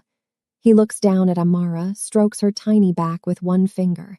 He would have hated this, would have said she makes me weak, vulnerable, a liability. "What do you say?" "I say he was wrong about a lot of things." Minho's voice is quiet, thoughtful.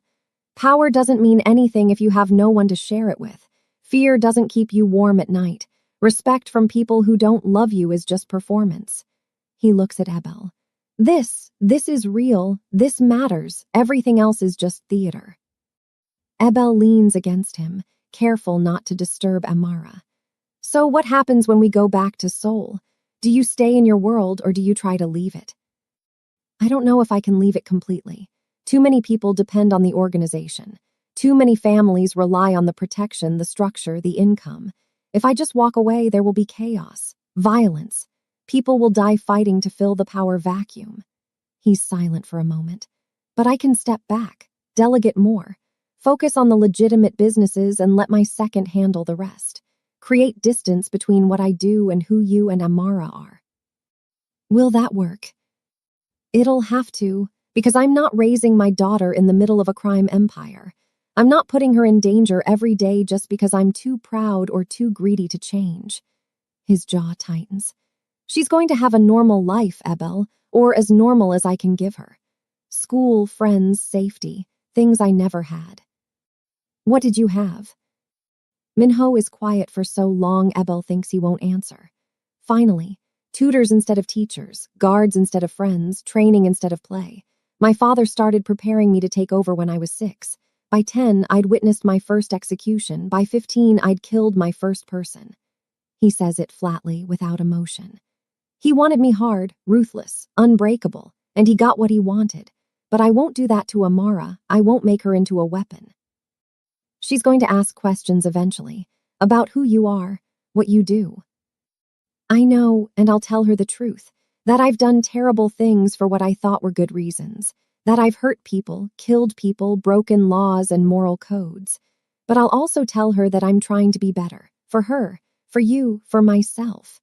He looks at Ebel, and there's vulnerability in his eyes. "Will that be enough? Will she be able to love me when she knows what I am?"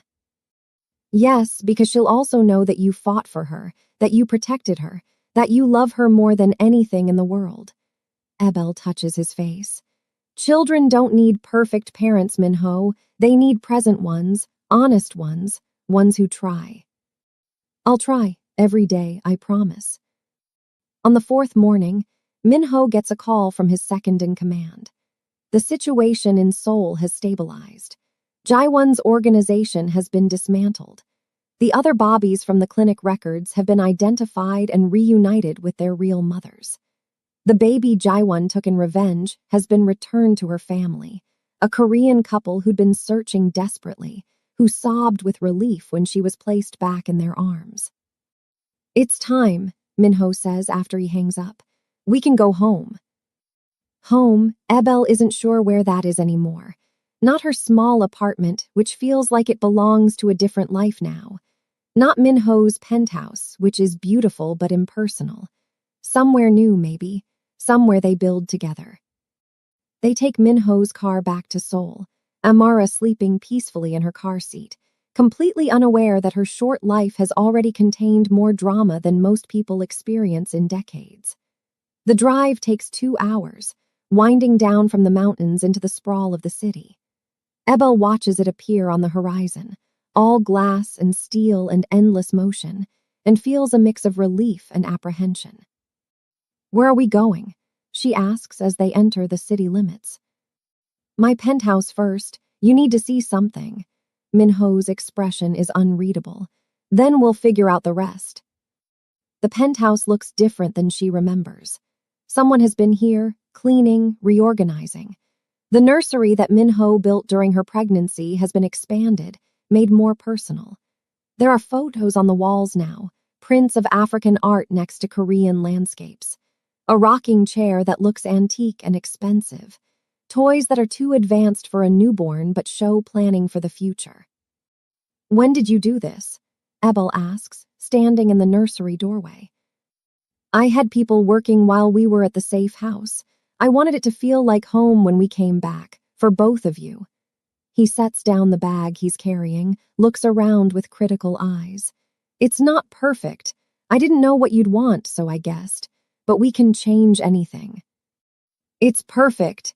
And it is. Somehow, Minho has managed to blend their worlds in this one room. African textiles on Korean furniture. Modern art next to traditional pieces. It's a collision of cultures that shouldn't work but does. "There's more." Minho leads her out of the nursery, down the hall, to a room she hasn't seen before. It was locked during her previous visits. He opens it now, and Ebel's breath catches. It's an office, but not just any office. There's a desk, a computer, filing cabinets. But the walls are covered in corkboard, and pinned to them are articles. Her articles. Every piece she's ever written, printed and displayed like they're works of art. "I've been following your work since the first story you published in Seoul," Minho says quietly. "You're brilliant, Ebel. The way you write, the way you find truth in complicated situations, the way you make people care about injustice. I didn't want you to give that up because of me, because of Amara, so I built you a workspace, somewhere you can keep writing, investigating, doing what you're meant to do." Ebel walks into the room, touches the articles on the wall. Some of them are from before she met Minho. Stories about corruption in local government, exploitation of migrant workers, environmental crimes. Others are more recent, the fluff pieces she took on during her pregnancy. All of them are here, preserved, honored. "I can't write about crime anymore," she says softly. "Not while being with you, it would be too complicated." "Then write about other things, social issues, human interest, international politics. There's plenty of injustice in the world that has nothing to do with organized crime." Minho comes up behind her, puts his hands on her shoulders. "I won't ask you to stop being who you are, Ebel. I fell in love with your fire, your integrity, your refusal to look away from hard truths. If I snuffed that out, I'd just be destroying the thing I love most about you."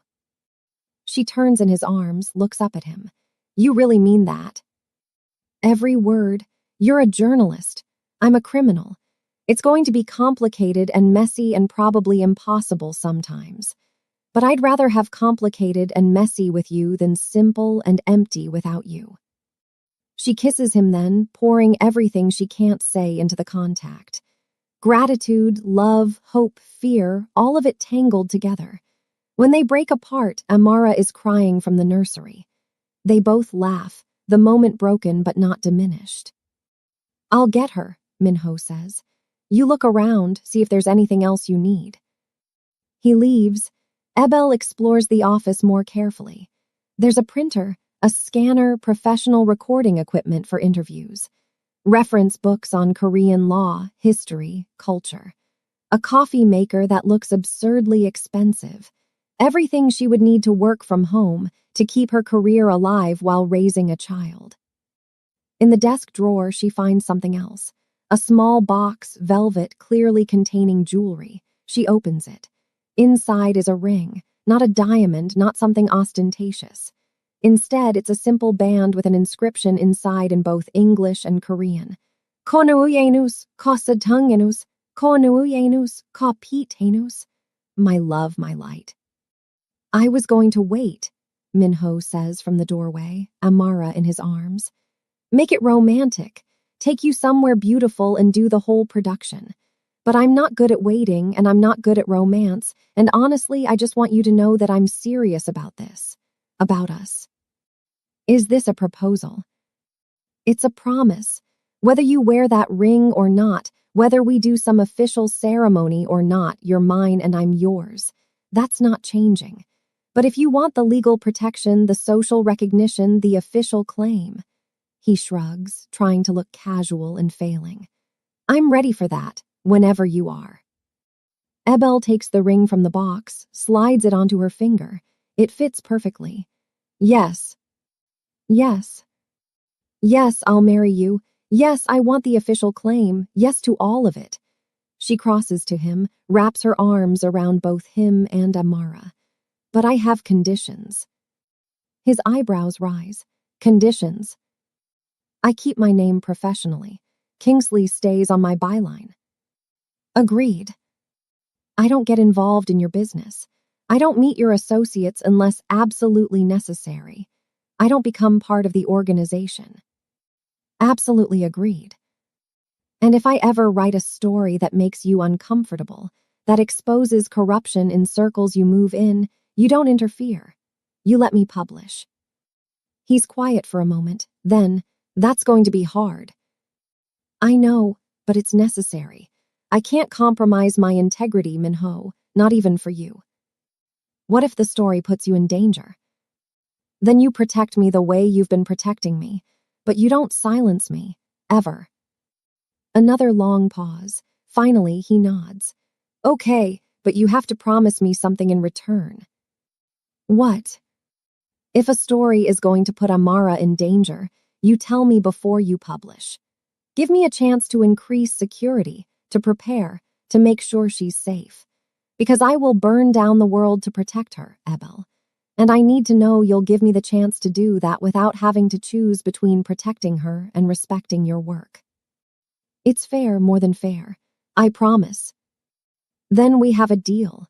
He adjusts Amara in his arms, kisses Ebel's forehead. When do you want to do this? The wedding? I don't know. Soon, maybe. I don't want a big production, just something simple. We could do it here, or at a courthouse, wherever you want.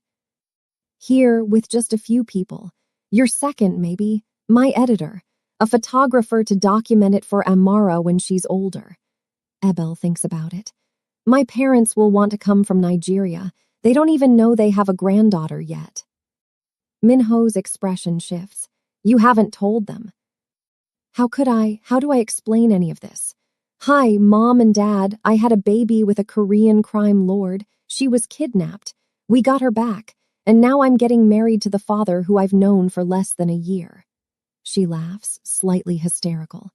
They're going to think I've lost my mind. Have you? Probably. She looks at him, at Amara, at the life they're building from chaos. But I don't care. This feels right. You feel right. All of it feels right in a way nothing else ever has. Then we'll make it work. We'll tell your parents, bring them here if they'll come, introduce them to their granddaughter. If they hate me, I'll win them over. I can be charming when I try. You can be terrifying when you try. Charming is debatable. I charmed you. You stalked me and then disappeared for 6 months. That's not charming. But you still fell for me. She can't argue with that, unfortunately. He grins, real and unguarded. Fortunately, for me anyway. Amara fusses, demanding attention. They spend the next hour taking care of her together, falling into a rhythm that's becoming familiar. Minho is getting better at this, more confident. He can change a diaper now without looking panicked, can soothe her when she cries, can make her stop crying with a specific rocking motion he discovered by accident. You're a natural, Ebel observes. I'm terrified every second that I'm going to break her. You won't. She's tougher than she looks. She'd have to be. She's your daughter. Ours, Ebel corrects. She's ours. The word settles between them, heavy with meaning. Ours. A family. Something neither of them planned but both of them want. That evening, Minho gets another call. He takes it in his office, speaking rapid Korean. When he comes back, his expression is troubled.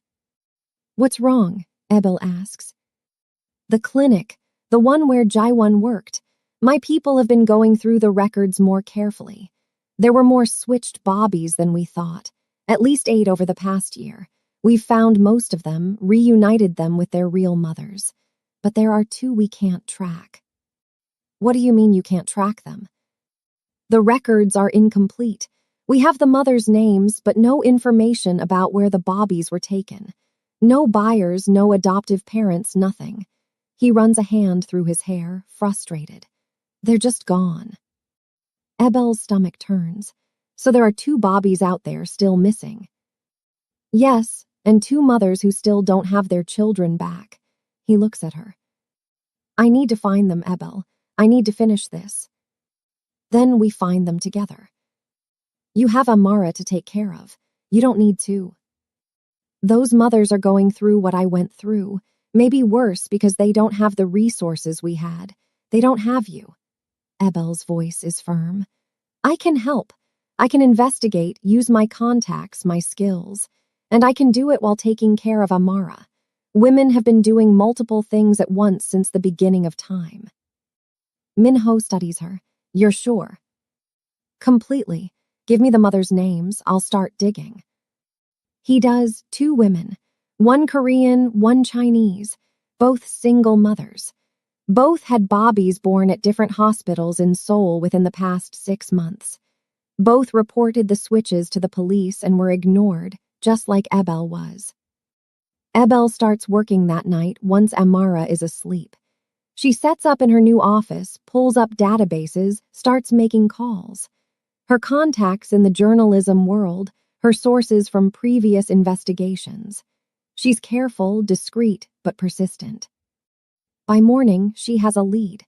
The Korean mother, Kim Soo-jin, worked as a translator at a law firm. The law firm represented several pharmaceutical companies. One of those companies had connections to Shin Med, Park Jin-soo's failed enterprise. "It's connected," Ebel tells Minho over breakfast. "Everything ties back to that original story I wrote. Jaiwan wasn't working alone. She was part of something bigger, getting revenge for multiple people who lost everything when Shin Med collapsed." "A revenge network." Minho's eyes narrow. "That explains the sophistication, the resources. One person couldn't have pulled this off, but a group of people with money and motivation could. So we need to find the group. We need to find their leader. Cut off the head, the body dies." He's already making calls, mobilizing his people. "I'll handle the criminal side. You handle the research. Between us, we'll crack this." They work for 3 days straight, trading information, following leads, slowly building a picture of the organization behind the baby switches. It's bigger than they thought, more dangerous. At the center is a woman named Choi Mi-sun, former CFO of Shin Med, who disappeared after the company collapsed. She blamed Ebel for destroying not just the company but her reputation, her career, her entire life. "She's been funding this whole operation," Minho says, looking at the financial records his people uncovered. "Using offshore accounts, shell companies, paying doctors and nurses to switch bobbies and deliver them to buyers. She's made millions. By selling stolen children." Ebel feels sick.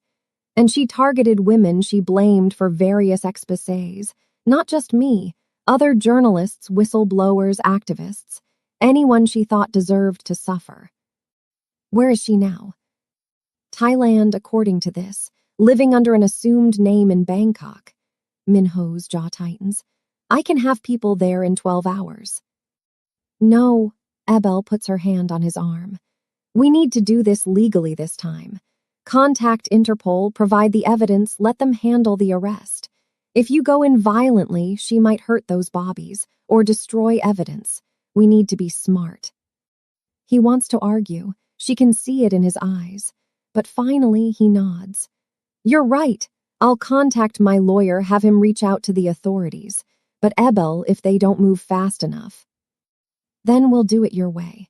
But let's try the legal route first." They do.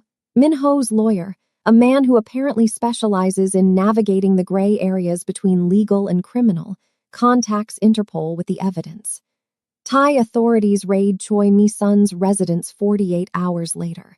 They find her, arrest her, and in her home, they find 2 infants. Both healthy, both matches for the missing bobbies from the clinic records. The news breaks across international media. Major baby trafficking ring dismantled. Dozens of children recovered. The mastermind, Choi Mi-sun, facing life in prison. Ebel's phone rings. It's her editor. Kingsley, please tell me you have the inside track on this story. Tell me you can write it. She looks at Min-ho, who's watching her with that unreadable expression. Looks at Amara, sleeping peacefully in her bassinet. Thinks about the mothers who are getting their bobbies back, the families being reunited, the justice being served. I can write it, she says, but I need to be careful about certain details. There are people involved who need to stay protected. Protected or redacted? Both. Can you work with that? Her editor is quiet for a moment. Write it. We'll figure out the editing together. But Ebel, if this story is as big as I think it is, this could win awards. This could make your career. I know. I'll have it to you in a week. She hangs up. Min-ho is still watching her. You're going to write about this? He asks. I have to. It's too important not to document. But I won't mention you. Won't mention how the evidence was really gathered. The official story is that an anonymous tip led authorities to Choi Mi-sun. That's all anyone needs to know. You're protecting me. I'm protecting us, our family, the life we're building. She crosses to him, takes his hand. I can be a journalist and your wife, Min-ho, but I have to be smart about how I balance those things.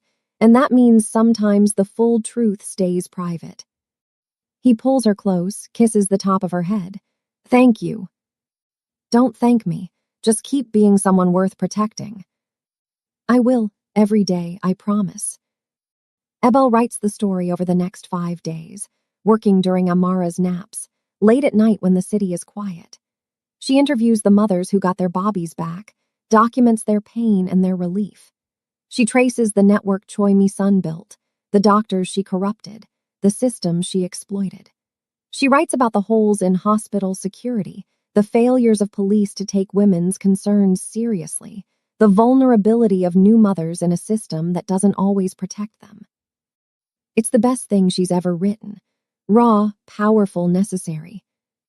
Her editor loves it, publishes it as a 3-part series. The response is immediate and overwhelming. Other women come forward with similar stories. Hospitals implement new security protocols. Politicians promise investigations and reforms. And through it all, Ebel's name stays Kingsley. Her byline doesn't change. She remains herself while building this new life with Min-ho. They get married on a Saturday morning in Min-ho's penthouse, with only 6 people present. Min-ho's second-in-command, who serves as best man. Ebel's editor, who serves as maid of honor. A photographer. An officiant. And on video call from Nigeria, Ebel's parents, who don't understand any of this but love their daughter enough to support her anyway.